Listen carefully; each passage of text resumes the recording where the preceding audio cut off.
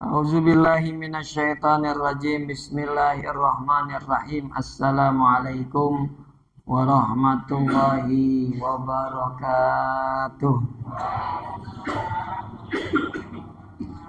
Alhamdulillah wassalatu wassalam ala Rasulillah habibina wa syafi'ina wa maulana Muhammad ibni Abdillah wa ala alihi wa ashabihi wa man tabi'ahu dahu wa wala. La haula wa la quwwata illa billah. Summa amma ba'du faqad qala Allah ta'ala fi kitabihil karim wa huwa asdaqul qailin. A'udzu billahi minasyaitonir rajim. Abasa wa tawalla an ja'ahul a'ma. Faqala Rasulullah alaihi afdhalus shalah wa tamut taslim. Marhaban liman atabani fihi rabbi. Shadaqallahul azim wa shadaqa rasulul karim. Yang sama-sama kita hormati dan kita cintai karena Allah, orang tua kita, tokoh masyarakat kita, Pak RT, Bapak Nur Hadi, juga segenap para orang tua, para sesepuh, Bapak Haji, Ibu Haji, yang mohon maaf tak dapat disebutkan satu persatu, namun tidak mengurangi sedikit pun rasa hormat dan mahabbah kami kepada beliau-beliau. Teriring doa, mudah-mudahan para orang tua, para sesepuh senantiasa diberikan kesehatan oleh Allah Subhanahu wa Ta'ala, umur yang panjang dalam ketaatan sehingga bisa membimbing kita dengan ilmu, pengalaman mereka ke jalan yang lebih baik yang diridhai Allah. Amin ya rabbal alamin. Yang pertama, kita bersyukur kepada Allah Subhanahu wa Ta'ala malam hari ini kita masih bisa hadir di majelis yang penuh dengan keberkahan, majelis di mana doa-doa kita diijabah oleh Allah Subhanahu wa Ta'ala. Karenanya mengawali kajian yang penuh dengan keberkahan ini, sama-sama kita membaca suratul Fatihah dengan niat tadi seperti yang disampaikan Pak RT, agar kita selalu diberikan kesehatan oleh Allah Subhanahu wa Ta'ala. Yang lagi sakit, mudah-mudahan segera diangkat penyakitnya. Yang akan operasi, mudah-mudahan diberikan kelancaran, sehat walafiat. Kita kalau baca Fatihah, lagi sakit nih Fatihah, ada hadis Nabi yang berbunyi, Fatihatul kitab syifa'un likulli da. Kata Nabi, surat Fatihah itu buat menyembuhkan segala penyakit yang kita derita. Itu Nabi yang bilang. Ternyata betul, ketika ada seorang sahabat yang diminta oleh salah satu kaum untuk menyembuhkan pimpinannya yang saat itu dipatuk ular. Misalnya kita tahu ya. Lalu sahabat tadi bingung, harus baca apa saya? Orang lagi kena bisa ular ini, ya. Nah, dan diberikan imbalan, kalau bisa menyembuhkan akan diberikan kambing, domba, ya. Padahal sebelumnya sahabat tersebut minta makan gak dikasih sama penduduknya, gak dapat makanan. Lalu terdengar kabar demikian, sahabat tersebut membaca surat Al-Fatihah berulang-ulang.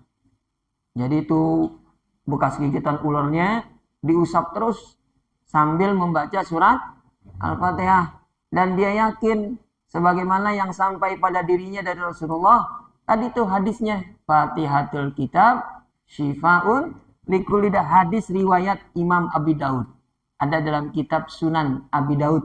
Derajat hadisnya hasan, bukan doif, bukan sahih, tapi di antara doif dan sahih ada hasan. Hasan artinya baik, baik berarti sampai betul kepada Rasulullah Shallallahu Alaihi Wasallam. Nabi bilang dalam hadis, Fatihatul kitab syifa'un likulli da. Itu dibaca terus Fatihah sama dia. Akhirnya diberikan kesembuhan oleh Allah Subhanahu wa Ta'ala. Ngadulah sahabat tadi kepada Rasul, ya Rasulullah, ini dia dapat makanan, dapat imbalan dari baca surat Al-Quran. Emang boleh ngambil upah dari Al-Quran? Lalu Nabi bilang, Mana dombanya? Sini saya makan, kata Nabi. Inna mimma yastahiqu bi ay an ta'khuza minhu ajran kitabullah. Kata Nabi, yang paling manis, yang paling bersih, yang paling bagus kalian dapat upah itu dari Al-Quran. Mengajarkan orang, tapi kita nggak pakai tarif, dikasih langsung ambil. Alhamdulillah. Tuh, begitu Rasulullah sampaikan. Mana kambingnya? Sini saya makan. Gitu ungkapan Rasulullah. Beliau setuju. Maka Bapak Ibu yang sakit ini saya ijazahkan. Ya, doa baca surat Fatihah. Bilangnya begini. Allahumma qad balaghani an Rasulillahi sallallahu alaihi wasallam Fatihatul kitab syifaun likulli da Allahumma faf'al. Itu doanya begitu. Baru kita baca surat Al-Fatihah yang artinya Allahumma qad balaghani, telah sampai kepadaku, an Rasulillah, kabar dari Rasulullah sallallahu alaihi wasallam, sebuah hadis yang berbunyi Fatihatul kitab syifaun likulli da, surat Fatihah ini penyembuh dari segala bentuk penyakit. Allahumma faf'al, maka ya Allah kabulkanlah hajatku agar diberikan kesembuhan. Baca datu Fatihah. Mana yang kira-kira sakit kepala kita, pusing sebelah, ya enggak? Tempelin alhamdulillahirabbil alamin. Pakai tangan kanan bagusnya, ya, pakai tangan kanan Ar-Rahmanir Rahim Maliki Yaumiddin, iyyaka na'budu wa iyyaka nasta'in sampai selesai. Itu kita niatkan agar diberikan kesembuhan. Maka saya pimpin saat ini, nanti kita baca Fatihahnya bareng. Allahumma qad balaghani an nabiyyika Muhammadin sallallahu alaihi wasallam Fatihatul kitab syifaun likulli da. Nas'aluka bi qiraati suratil Fatihah hadhil lailah an tashfi amradana wa tashfi asqamina. Allahumma bi suratil Fatihah. Auzubillahi minasyaitonirrajim. Bismillahirrahmanirrahim. Alhamdulillahirabbil alamin arrahmanirrahim maliki yaumiddin. Iyyaka na'budu wa iyyaka nasta'in. Shiratal mustaqim shiratal ladzina an'amta 'alaihim waladdallin. Amin ya rabbal alamin. Yang kedua, kita berselawat dan salam buat Nabi kita Muhammad sallallahu alaihi wasallam, keluarga, sahabat, serta pengikutnya yang setia hingga akhir zaman. Bapak Ibu jamaah yang dirahmati Allah Subhanahu wa taala, malam ini kita berada di pertengahan akhir bulan Shofar. Sebentar lagi kita akan menyambut bulan Rabiul Awwal, di mana kita kenal di bulan tersebut lahirnya Nabi kita Muhammad sallallahu alaihi wasallam. Insyaallah di akhir bulan ini tanggal 20 berapa tuh? 28. Insyaallah kita akan memasuki ya hari lahirnya Nabi kita Muhammad sallallahu alaihi. Maka kajian kita malam hari ini saya akan membahas satu surat, di mana di surat tersebut bercerita tentang Nabi kita Muhammad sallallahu alaihi wasallam. Biasanya di Quran itu ayatnya berbunyi puji-pujian kepada Rasulullah. Tinggi akhlaknya Rasulullah. Tapi di surat kali ini justru sebaliknya. Nabi ditegur oleh Allah Subhanahu wa taala karena bermuka masa. Beliau cemberut.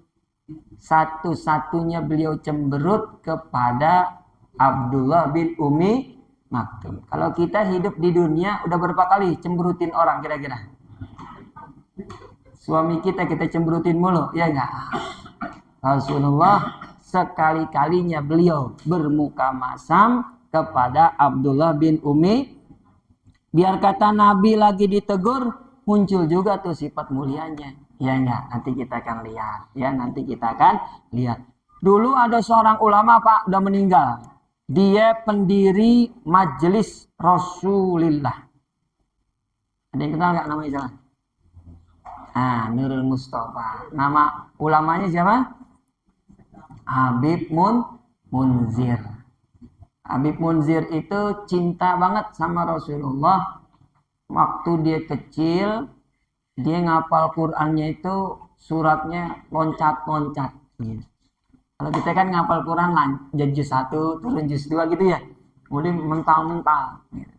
Ditanya bapak-bapaknya, Munzir, kenapa kamu ngapalin Quran loncat-loncat begitu? Kalau ngapal yang benar, 1 juz 1, lanjut juz 2. Begitu. Apa jawab beliau? Saya ngapalin Quran di ayat-ayat tentang Rasulullah, kata dia.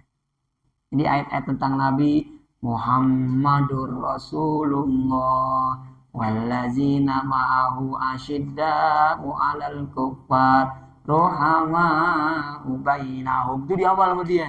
Nanti mental lagi ke ayat yang lain. Laqad ja'akum rasulun min anfusikum azizun 'alaihi ma anittum. Loncat-loncat dia, ya. Pokoknya ayat-ayat yang bercerita tentang Rasulullah dia paling sama dia, begitu.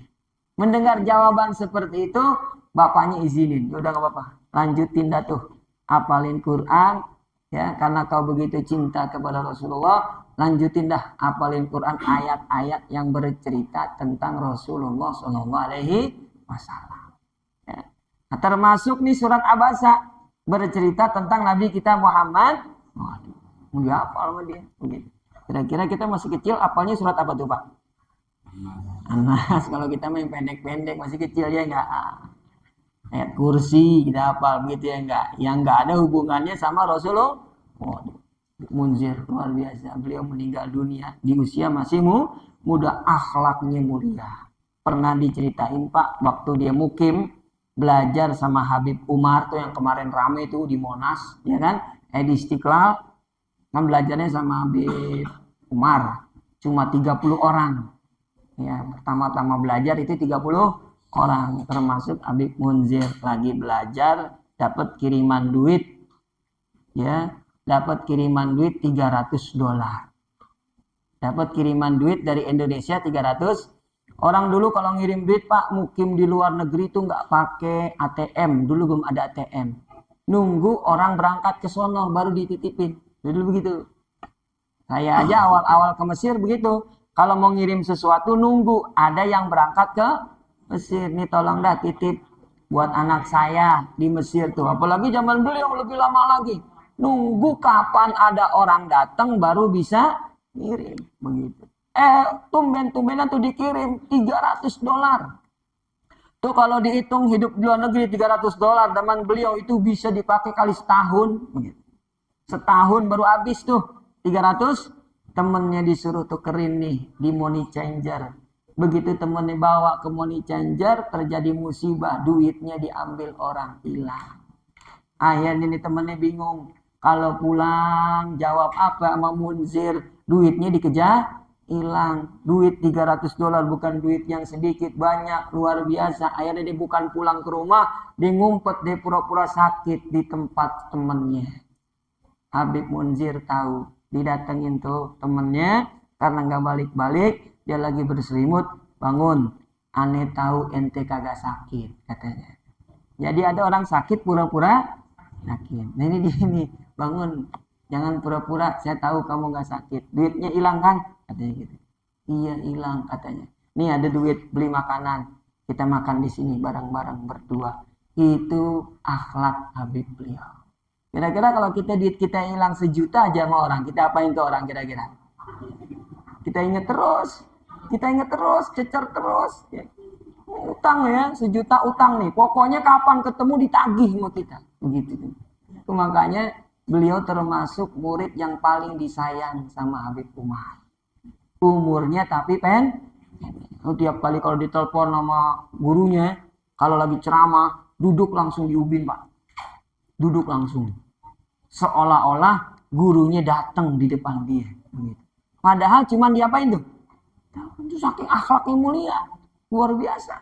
Beliau itu waktu di Cipanas diamanahin pesantren sama Habib Umar Al-Attos. Begitu Habib Umar Al-Attos meninggal, mungkin pernah ada yang dengar nama Habib Umar di Cipanas. Masih ada sekarang tuh. Kalau Bapak Ibu rumah makan apa sih itu yang tentara militer tuh ada kan tuh di puncak sebelah kanan tuh. militer ke situ. Apa? Iya di dalam apa begitu ya, nggak asik itu tuh. Ya, punya Dewi Persik kalau nggak salah. Dewi Persik bapaknya jenderal ya kalau nggak salah gitu ya. Itu masuk situ tuh ada tuh Cipanas begitu tuh Habib Umar Al-Atos. Begitu beliau meninggal dunia, yang punya tanah mau ambil, nggak boleh. Pokoknya Habib meninggal kita ambil lagi. Padahal dia manahin. Setelah ini yang melanjutkan nih pesantren Habib Munzir. Akhirnya dia terima dah. Ya udah, yang namanya orang nggak tahu ilmu, namanya udah diwakafin kan nggak boleh diambil lagi, bener nggak? Orang kalau udah ngewakafin tanah buat masjid, buat pesantren, yang kita kasih tanahnya orang yang meninggal, boleh nggak kita ambil lagi tuh? Nggak boleh, haram. Karena udah milik Allah Subhanahu, diambil. Akhirnya dia balik datang ke Jakarta. Nah di Jakarta baru dia bikin majelis Rasulullah. Banyak pengikutnya, barokah. Yaitu salah satu ulama yang sangat cinta dengan Rasulullah SAW. Itu sampai memulai ngapalin Qur'annya dari surat-surat yang bercerita tentang Nabi Muhammad SAW. Besok kalau ada anak kita mulai ngapalin surat dari Abasa, bisa jadi itu dia turunan begitu ya enggak. Cinta sama Rasulullah. Ngapa deh kamu baca Abasa ya enggak? Nah, pokoknya suratnya pendek, lain lagi nih ceritanya ya enggak. Surat Abasa. Ini kita akan baca nih surat Abasa, penjelasan dari para ulama. Wahiyya arba'una wa ayatani makkiyah. Sebelum kita melihat bagaimana mulia adab dan akhlak Rasulullah dalam surat ini, surat Abasa ini terdiri dari 42 ayat. Wahiyya makiyatun. Ini surat tergolong surat makiyah. Bedanya dengan surat sebelumnya An-Nazi'at. Kalau An-Nazi'at itu surat yang berbicara tentang hari kiamat. Oh ya. Ada orang-orang yang tidak percaya dengan hari kiamat itu di surat An-Nazi'at. Jadi ada orang nggak yakin dengan hari kebangkitan, itu surat An-Nazi'at isinya. Sedangkan surat Abasa bercerita tentang Rasulullah SAW. Kita baca ayatnya. Bismillahirrahmanirrahim. Abasa wa tawalla an ja'ahul. Nih berhenti di sini dulu. Jangan dilanjut ke ayat yang lain, kita jelasin. Abasa artinya bermuka masam. Watawalla pergi meninggalkan. Anja'ahul a'ma karena datang seorang yang matanya buta. Ini menariknya Pak. Jadi Nabi saat itu kan lagi mendakwahi tokoh-tokoh kafir ya kan. Berharap kalau mereka beriman, bakalan banyak jamaah yang ikut masuk karena yang didakwain itu Abu Jahal, ya, yang didakwain oleh Rasulullah Walid bin Al-Mughirah, tokoh-tokoh kafir, Umayyah bin Khalaf, ya. Nabi berharap banget saat itu Pak, beliau berharap ada di antara mereka yang masuk Abu Sufyan nggak ada, Tapi harapan Nabi nol, kagak ada di antara mereka yang masuk Islam sekarang atau di masa yang akan datang. Begini. Semua itu meninggal dalam keadaan mereka tuh semua. Lagi asik Nabi menjelaskan tentang Islam, tentang akidah, tentang ketuhanan, datang Abdullah bin Umi Maktum. Itu kisahnya begitu kita tahu. Pelajaran yang pertama. Justru kata para ulama tafsir, ini yang salah bukan Rasulullah. Yang salah Abdullah bin Umi. Bukan Nabi yang salah. Yang harusnya ditegur siapa tuh?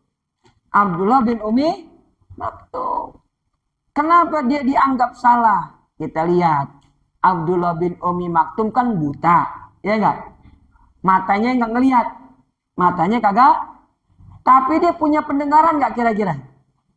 Dia bisa dengar nggak tuh kira-kira telinganya? Telinganya sehat, begitu. Matanya nggak bisa lihat, tapi telinganya bisa. Nah di majelis itu kan dia dengar. Nabi lagi semangat mendakwahi tokoh kafir. Harusnya kalau dia dengar Nabi, ini kok Nabi dakwanya semangat banget ya? Kan beda orang dakwah semangat gitu Pak ya. Ketika dia lagi mengharapkan ada yang masuk Islam, kan beda. Tuh Nabi ngajaknya begitu semangat misalnya ya. Dengan energi yang dia keluarkan. Harusnya Abdullah bin Ummi Maktum jangan ganggu-ganggu Rasulullah. Ngapain? Nabi lagi berharap sesuatu. Harusnya kita itu mendukung keinginan Rasulullah. Tar dulu apa dah begitu bahasanya. Kalau pengen minta dibacain Quran, nanti dulu. Nih, Nabi, nih kekasihmu lagi semangatnya mendakwahi tokoh kafir. Itu pelajaran yang pertama. Jadi sebenarnya yang layak ditegur itu siapa? Abdullah bin Umi, bukan Rasulullah. Tapi ayatnya beda, bunyinya abasa wa tawalla anja'ahul a'ma. Ayatnya justru menegur Rasulullah, bukan menegur Abdullah bin Umi Maktum. Jawabannya di mana kalau begitu? Kenapa bukan Abdullah bin Umi Maktum yang ditegur, tapi malah Rasulullah Shallallahu Alaihi Wasallam ya? Namanya Abdullah bin Umi Maktum, nama aslinya Abdullah bin Shuraih. Yang namanya orang kan binnya ke nama bapaknya, ya kan? Nah ini kok bin ibunya Abdullah bin anak. Ummu Maktum tuh ibunya. Ummu Maktum tuh nama perempuan. Ibunya Abdullah. Kan harusnya Abdullah bin bapaknya, kan begitu? Kenapa nih Abdullah bin ibunya begitu, ya enggak? Nah, jadi Ummu Maktum itu adalah seorang sahabat wanita yang bernama Atikah. Atikah ini masih punya hubungan darah dengan istri Nabi yang bernama Khadijah. Ya, nah, dia dikenalnya anaknya Ummu Maktum, bukan anaknya Shuraih, begitu. Bukan anaknya harusnya kan Abdullah bin Shuraih, tapi Abdullah bin Ummi Maktum. Ummi Maktum itu namanya Atikah, ya, saudara Khadijah. Ibnu Khal, bintu Khal itu berarti anak bibi.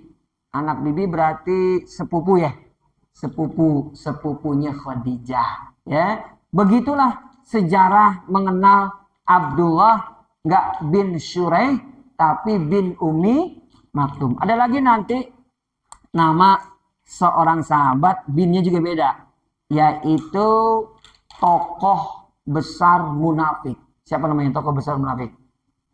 Abdullah juga anaknya. Abdullah bin siapa? Orang munafik itu. Abdullah bin Ubay bin Salul. Salul itu bukan nama kakeknya. Abdullah bin Ubay, Abdullah anaknya Ubay bin Salul. Bin Salul itu bukan nama kakek. Salul itu nama perempuan. Salul itu nama ibunya Ubay. Jadi Abdullah anaknya Ubay, Ubay anaknya seorang wanita namanya Salul, begitu. Tuh orang Arab begitu kadang Pak, ya. Dia menisbahkan seseorang bukan bin bapaknya, tapi bin siapanya tuh? Ibunya. Siapa dia? Dua orang. Yang pertama Abdullah bin Ummi Maktum, yang kedua Abdullah bin Ubay bin Salul. Jadi Ubay bin Salul itu bukan nama bapaknya Salul atau bukan dari kakeknya Abdullah, ya. Ubay bin Salul tokoh munafik, ya, punya anak beriman namanya juga Abdullah, begitu Pak, ya. Nah ini Abdullah bin Ummi Maktum kenapa kagak ditegur sama Allah Subhanahu wa taala, tapi justru yang ditegur itu adalah Rasul Shallallahu Alaihi Wasallam? Jawabannya, ini kita lihat, ya.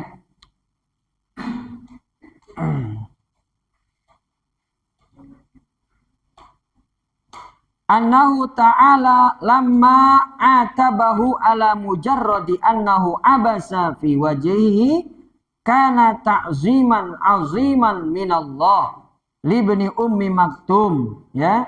Ini jawaban yang pertama. Kenapa justru Nabi yang ditegur oleh Allah Subhanahu wa taala? Karena Nabi kita Muhammad sallallahu alaihi wasallam di hatinya lebih mentingin orang kaya daripada orang miskin. Allah tahu, Allah lihat di dalam hati Rasulullah sempat terbesit begitu. Lebih mentingin di depan mereka saat ini orang-orang kaya, orang-orang yang memiliki kedudukan, jabatan dibandingkan Abdullah bin Umi. Itu kesalahan nabinya. Begitu. Harusnya kita nggak boleh membeda-bedakan seseorang karena harta, karena jabatan yang dia miliki. Nggak boleh. Pada diri Rasulullah yang demikian itu dosa yang sangat besar. Makanya setiap kali datang Abdullah bin Ummi Maktum, beliau selalu mengatakan marhaban, selamat datang. Biman atabani fihi rabbi, seorang sahabatku yang mana Allah menegurku karena dirinya. Ditegurnya bukan karena Nabi bermuka masam sebenarnya. Ditegurnya kenapa berarti itu? Hatinya Rasulullah. Hatinya Rasulullah lebih apa tuh? Lebih condong kepada orang kaya daripada orang miskin. Dalam Al-Quran Allah katakan, wala tatrudil lazina yad'una rabbahum bil ghadati wal asyi. Ini surat Al-An'am ayat 52. Ya. Di tafsir dijelaskan, Nabi dilarang. Janganlah kamu menolak, ya, orang-orang yang senantiasa berdoa kepada Allah pagi dan petang, pagi dan sore hari, ya, berdoa kepada Allah Subhanahu wa taala, dan kau lebih mementingkan diri kepada orang-orang kaya. Ini pelajaran juga bagi kita. Jadi kalau kita bermuamalah dengan orang lain, jangan kita beda-bedain gara-gara harta, gara-gara pangkat, gara-gara jabatan orang tersebut memiliki kedudukan dibandingkan orang lain. Man ata ghaniyan li ghinahu, kata Nabi dalam hadis, siapa yang datang kepada orang kaya karena kekayaannya, faqad zahaba nisfu dinihi, maka kata Rasulullah telah hilang setengah daripada agamanya. Jadi siapa yang datang kepada orang kaya karena apanya tuh? Karena kekayaannya, maka setengah agamanya telah hilang. Begitu. Zaman sekarang kan kita kalau berteman pengennya sama orang kaya, begitu ya nggak? Giliran geng kita ada orang miskin, kita buang, begitu kita lihat, kita tinggalin dia, nggak boleh begitu. Orang yang demikian kata Rasulullah, maka telah hilang setengah dari agamanya. Nauzubillah min dzalik, ya. Ini permasalahan yang pertama. Harusnya yang ditegur Abdullah bin Ummi Maktum. Kenapa yang ditegur Rasulullah? Karena di hati Nabi lebih condong kepada orang kaya. Yang kedua, kenapa kok Allah mengatakan dalam ayat ini orang yang buta? Bukankah itu menjadi hina buat dia? Seolah-olah direndahin. Kenapa ayatnya berbunyi anja'ahul? Kenapa nggak bilang aja anja'ahu Abdullah bin Ummi Maktum? Itu rasa-rasanya lebih sopan begitu. Lebih sopan bilang telah datang orang buta apa telah datang seorang sahabat? Kira-kira lebih sopan mana tuh? Yang kedua, ya, telah datang seorang sahabat Rasulullah minta dibacain Quran. Kenapa kok justru Allah bilangnya nggak demikian? Allah bilangnya malah telah datang seorang buta. Kan nggak enak didengarnya. Orang biar kata bolot, kalau kita panggil bolot, enak nggak tuh kira-kira? Kalau Pak Bolot yang itu di pelawak, ya mungkin dia mau begitu ya, enggak Pak Bolot. Orang ada budek, kita panggil dia budek, kan juga nggak enak begitu. Pincang, kita panggil dia si pincang, nggak enak begitu. Kenapa justru Allah menyebutnya si buta begitu? Kan nggak sopan. Bukankah Al-Quran itu berisi kedudukan, akhlakul karimah? Gimana cara kita jawabnya? Jawabnya al-jawab as-saniyah, ya. Jawaban yang kedua ini bahwa Allah katakan telah datang orang buta itu untuk menggambarkan. Saat itu datang seorang sahabat yang sangat hina begitu. Yang sangat hina. Jalannya aja kagak bisa ngelihat begitu. Jadi muncullah kata telah datang kepada Nabi Muhammad seorang yang buta begitu. Untuk menggambarkan betapa jaraknya itu sangat jauh. Ini yang datang buta, hina, rendah, sedangkan Nabi lebih pilih kepada orang kaya tadi begitu. Jadi tujuannya Allah Subhanahu wa taala dalam ayat ini bukan sekali-kali bertujuan untuk menghinakan Abdullah bin Umi Maktum, tapi untuk menggambarkan kondisi saat itu, ya, Nabi lebih memilih apa tuh? Orang yang memiliki harta, jabatan, kedudukan, lagi-lagi kembali ke situ, ke kesalahan Rasulullah Shallallahu Alaihi Wasallam. Maka ketika bunyi ayatnya abasa wa tawalla, ya Muhammad, kenapa hatimu lebih memilih orang kaya daripada orang miskin? Anja'ahul a'ma. Tuh Nabi lebih berasa ketika melihat begitu. Datang saat itu orang buta begitu. Jadi itu tujuannya menegur Rasulullah begitu. Kondisinya seperti itu. Ayat ketiga, wa ma yudrika la'allahu yazakka. Dan kamu tidak mengetahui ya Muhammad, apakah orang-orang kafir tuh seperti Abu Jahal, Umayyah bin Khalaf, mereka akan mengikuti ajakanmu membersihkan hati mereka taat kepada Allah Subhanahu. Enggak tahu Muhammad. Kenapa kalau melakukan hal itu? Au yazakkaru fatanfa'ahu dzikra, ataukah bermanfaat buat mereka ya nasihat yang engkau berikan tadi sehingga menyebabkan mereka beriman kepada Allah Subhanahu wa taala. Ya, ini jadi menunjukkan bagaimana tingginya sebenarnya akhlak Rasulullah Shallallahu Alaihi Wasallam. Harusnya si apa tuh?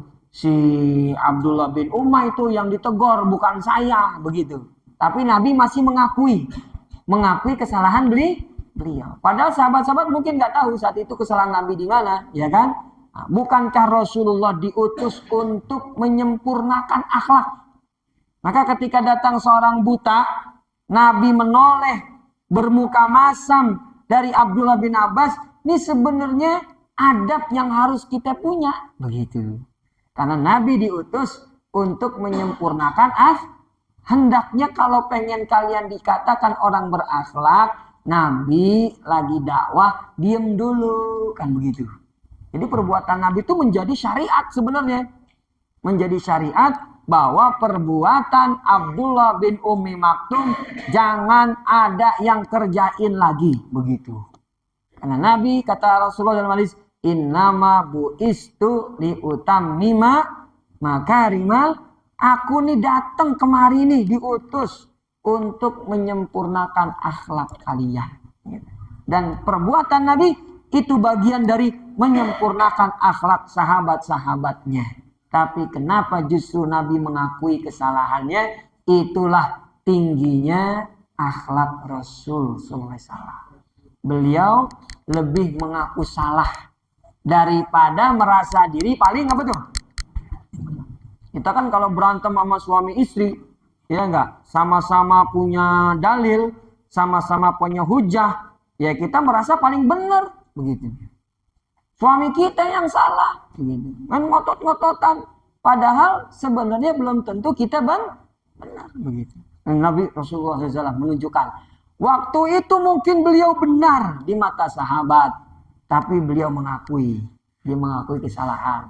Makanya tiap kali datang tadi, selamat datang sahabatku Abdullah bin Umi Maktum yang telah datang ayat karenamu, aku ditegur oleh Allah Subhanahu wa Ta'ala. Ini perkara yang sangat sulit Pak, akhlak begini.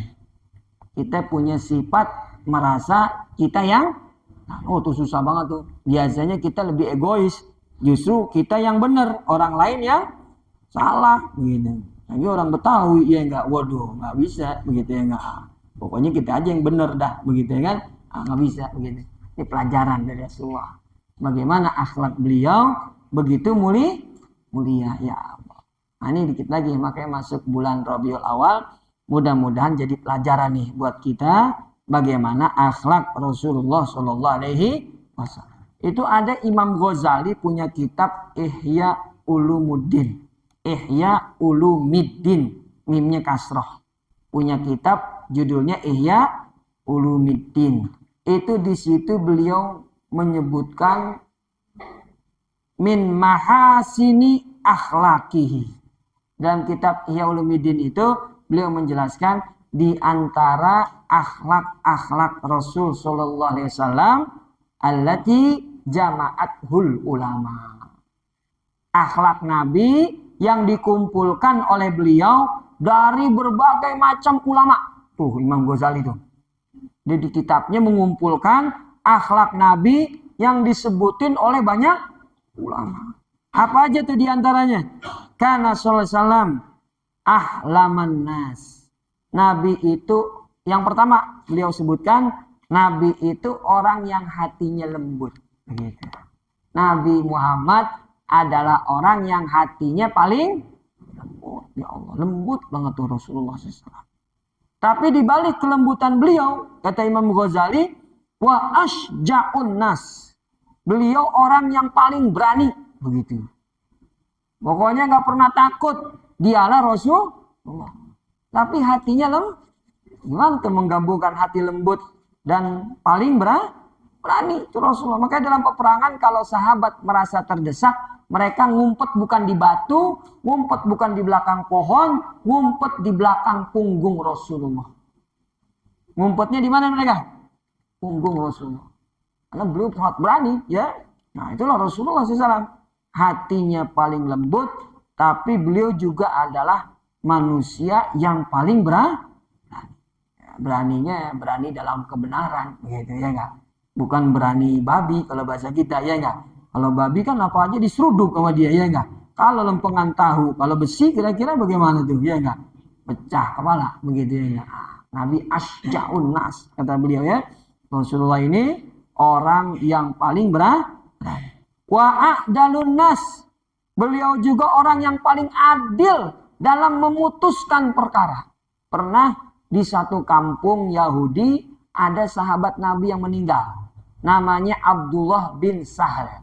Bayangin, meninggal seorang sahabat muslim di kampung Yahudi. Berarti kan kalau Nabi mau menghukum saat itu, udah dipastiin yang bunuh orang. Tinggal ditanyain aja orang Yahudinya itu di situ. Satu-satu diinterogasi, satu-satu ditanyain. Ya, pasti ada saksi yang melihat. Itu bisa ketahuan. Dan saat itu keluarganya Abdullah datang ke Rasulullah minta tebusan sama orang Yahudi yang membunuh anaknya 100 unta. Kan orang kalau menghilangkan nyawa dalam Islam itu bayar dendanya berapa? 100 unta. Apa yang dilakukan Rasulullah?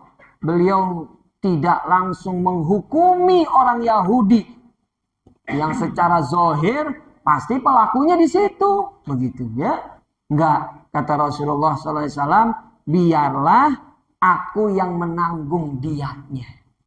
Itu 100 unta, yang bayar siapa tuh? Rasulullah. Udah nggak usah diusut-usut yang begitu ya. Buktinya juga belum ketahuan, nggak jelas, begitu kan? Tidak ada bukti yang kita temukan pelakunya itu orang Yahudi. Kata Nabi, yang ganti diat 100 unta itu aku, kata beliau. Tapi kata para ulama di hadis ini, Bagaimana Nabi membayar 100 untanya gak ada yang tahu. Bisa jadi dibayar langsung, bisa jadi dibayar dengan cara dicicil oleh Rasulullah Sallallahu Alaihi Wasallam. Oh itulah ya bagaimana sifat adilnya Nabi Muhammad Sallallahu Alaihi Wasallam. Wa'afun nas, beliau juga orang yang paling bisa memaafkan kesalahan manusia. Itu bagus banget. Yang pertama hatinya lembut, sama orang lembut ya. Kemudian paling berani dalam kebenaran. Yang kemudian adil dia, gampang memaafkan kesalahan orang. Itu Rasulullah SAW. Dan di ujung kata sang mu'alif, ini penutup mungkin dari kita, doa masuk isya. Lam tamassu yaduhu qattu yadam ro'atin la yamliku riqqaha. Nabi Muhammad itu punya tangan, tangannya nggak pernah megang perempuan yang bukan mahramnya.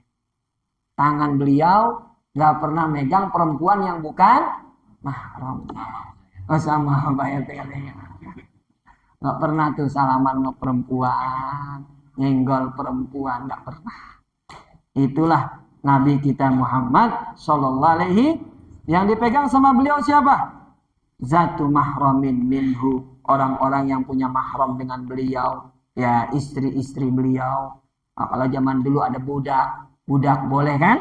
Berhubungan badan dengan budak, ya mungkin budak-budak beliau lah yang dipegang oleh Rasulullah Sallallahu Alaihi Wasallam. Beliau menjaga jangan sampai ada tangan beliau ini memegang wanita yang bukan mahramnya. Mudah-mudahan banyak sedikit dari akhlak Rasul Sallallahu Alaihi Wasallam bisa kita tiru dalam kehidupan di dunia ini, ya, agar menjadi pelajaran peninggi derajat buat kita kelak nanti di yaumil qiyamah. Amin ya rabbal alamin. Sebelum saya tutup, ada yang tanya mungkin 1 2 silakan.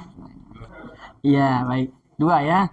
Yang pertama, kenapa kalau sedikit-sedikit kita Fatihah? Yaitu dari hadis tadi Pak, dikiaskan.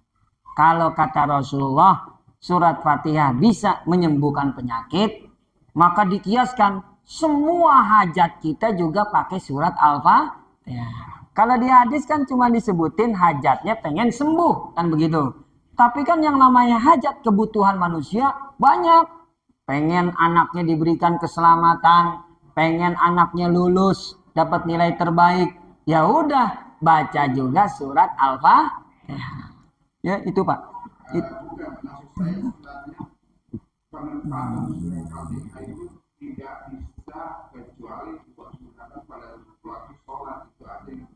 Oh iya. Oh iya, itu salah. Berarti Fatihah itu bisa juga dipakai buat pengobatan, ya. Bisa dipakai buat melancarkan hajat, agar doa kita dikabul oleh Allah Subhanahu wa taala. Mari sama-sama kita baca suratul Fatihah. Begitu Pak. Jadi yang namanya Fatihah itu bukan terbatas buat sholat saja. Yang itu tidak tepat. Yang benar di sholat dan buat yang lain. Pertanyaan yang kedua, kiai-kiai kita ya ada yang seperti itu, ada juga yang gak kayak begitu. Tapi masih ada ulama-ulama kita yang tidak amplopism, begitu bahasanya. Jadi ada ulama-ulama amplopism. Kalau amplopnya tebal, kalau amplopnya udah dibayar duluan di muka, dia mau datang. Gitu. Kadang-kadang kita udah DP-in 5 juta, dia nggak datang juga. Kalau udah nggak datang, duit 5 jutanya harusnya kan dibalikin. Dibalikin nggak kira-kira? Kagak, hilang. Udah begitu. Ada juga yang begitu. Tapi ada juga yang tidak Pak. Masih banyak ulama-ulama kita, kiai-kiai kita yang ikhlas lillahi ta'ala. Berapapun dia tidak memberikan tarif, gitu ya. Seperti Ustadz Adi Hidayat, Ustadz Abdul Somad, dia itu kan bagus-bagus ya. Ustadz Adi Hidayat dari Muhammadiyahnya, kan begitu. Ustadz Abdul Somad dari NU-nya, begitu. Ada masih yang demikian. Kita undang kalau dia ada waktu dia datang, begitu ya. Bukan karena bayarnya berapa begitu ya. Itu kita ada. Ya mungkin itu saja, mudah-mudahan ada manfaatnya. Nasrul minallah wa fatun qarib. Assalamualaikum warahmatullahi wabarakatuh.